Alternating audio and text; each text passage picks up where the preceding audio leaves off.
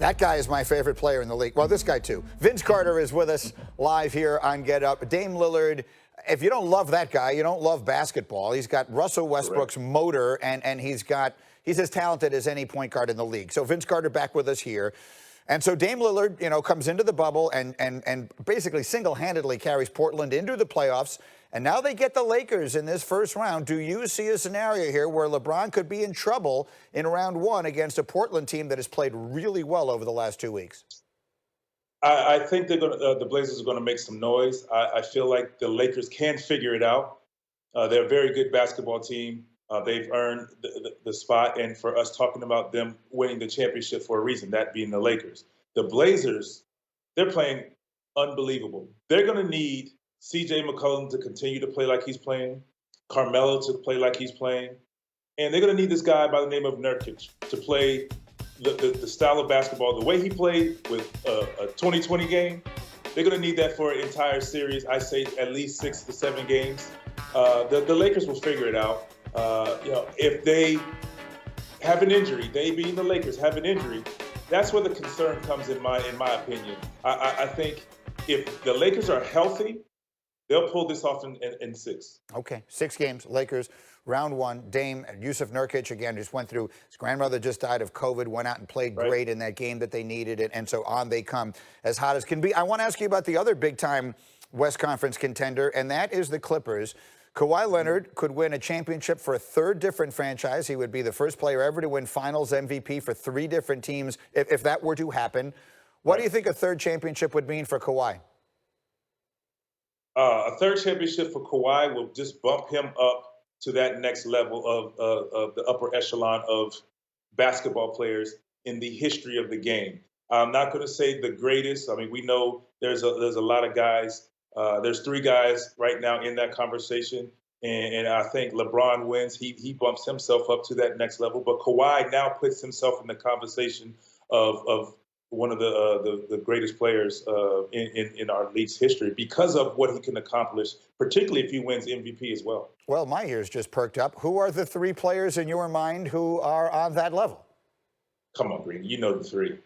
Well, MJ, Kobe, and I think LeBron are right there. And I still think MJ is the greatest, and Kobe is, I mean, there's the debate that could toss with, depends on what week you're talking about this. And LeBron wins another one. You put him right there in that conversation, a one step closer, let me say. And now Kawhi, you win 3 championships, 3 MVPs. He's now a conversation piece as well. Wow, that's a really interesting point. And look, I don't disagree. And consider the teams he'd be doing it with. Toronto, Absolutely. Who never made it to the finals without him. The Clippers, who've never made it to a conference final without him, and obviously still haven't. But if he were to win the championship for those franchises, it's not like winning them for the Celtics or the Lakers. Okay, one more thing I really want to ask you. Well, let me say this, Green. Yeah. I want to say this real quick, but I want to be clear. What you do, what will happen is you open the door for that conversation. Right. I'm not saying he's right there, but the door is now open because you start looking at the list and you say, wait, who else has done this? And just like what you just read off, that's an unbelievable accomplishment. I get it. I don't disagree at all. I think it's actually a very interesting thought. All right, looking forward to keep doing this through the playoffs. I do want to ask you one more thing today. Zion Williamson is someone that I and everyone has found fascinating, obviously, coming into the league with all of this hype and all of this sensation that has surrounded him. And I remember once upon a time when that was you. Obviously, you had been in college, so you were a little older than he is during this rookie year, but you were half man, half amazing, and all of that attention. What advice would you offer to him about dealing with all of that attention and all of that hoopla surrounding such an incredibly young person? Well, Greeny, I'm going to start by saying this. The young stars that are coming into the league today, whether football, basketball, or otherwise, they have the advantage over what we older players had, and that's social media, in high school. So he's used to the attention and the buzz. So they've handled, and I say Trae Young, Zion, John Morant, these guys have handled stardom and all of the fame and the pressure that comes towards them, and with that, for a very long time, coming out of high school.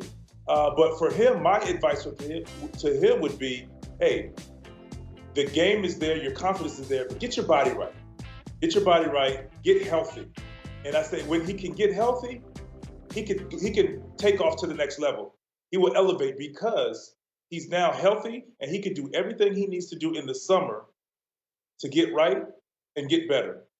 That's really good. Listen, Vince, this has been an absolute pleasure. Thank you so much for doing this. I hope that we can do it regularly as we work our way through the playoffs. It is great to see you, and I hope that we'll... Jazz, Nuggets, Denver won all 3 games this year, but only by a combined 11 points, so this should be good. Then 4 Eastern, Raptors begin their quest to repeat, taking on the Nets, looking to become the second team to reach the finals after losing their leading scorer. Then Sixers, Celtics, one of the great rivalries in the history of the sport, renewed at 6:30 Eastern. Philly won 3 of the 4 meetings this year, but of course, they're playing without Ben Simmons. And then, rounding out our day, the Mavericks and Clippers, featuring the top 2 teams in offensive efficiency and the only duos to each average 25 points since the restart. We will have much more on the playoffs and much more basketball in general when the great Vince Carter rejoins us. He was live with us in our first hour. He's terrific.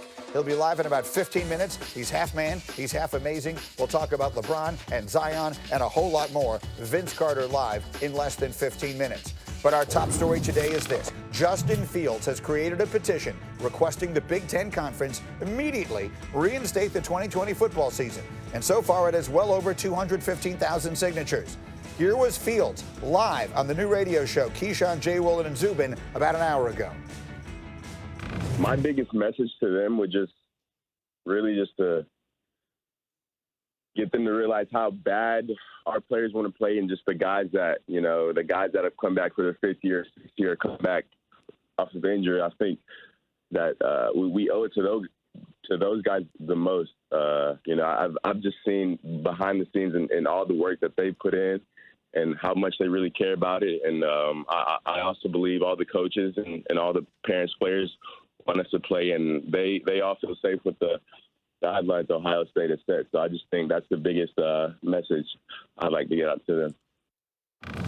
All right, so that's the biggest star on the biggest program in the conference, speaking as loudly as he possibly can on national radio and putting out a petition. As over 200,000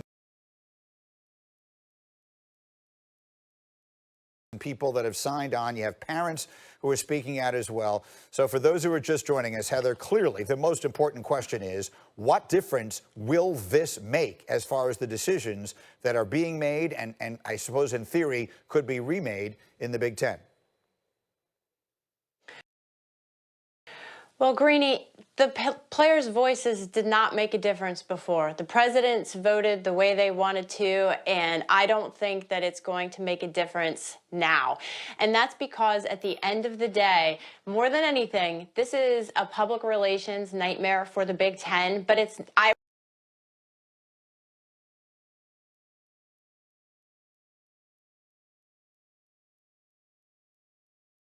would be surprised if it changed their mind. The Ohio State parents asked for a meeting with